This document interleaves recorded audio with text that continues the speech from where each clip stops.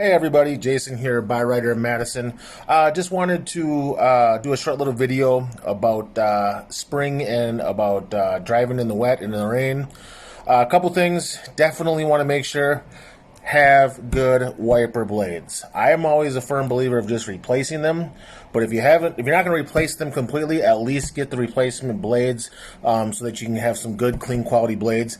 Nothing worse than being stuck on the road with heavy downpour and not able to see. Next thing, obviously, headlights at night. Make sure you have clean headlights. Make sure all headlights are working. If you have fog lights, make sure those are operable. Definitely want to be able to see. Tires are very, very important. Grip. Make sure you have clean, quality tires. Make sure that you have plenty of tread on them. Make sure they have the right PSI in them. Those are all things that are going to help you maintain traction on the road. And then, of course, last but not least, brakes. When it all comes down to it, having to stop is very, very important.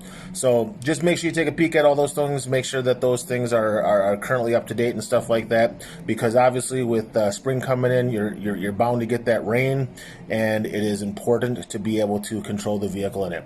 Jason here, Byrider Madison. Come on down and check us out.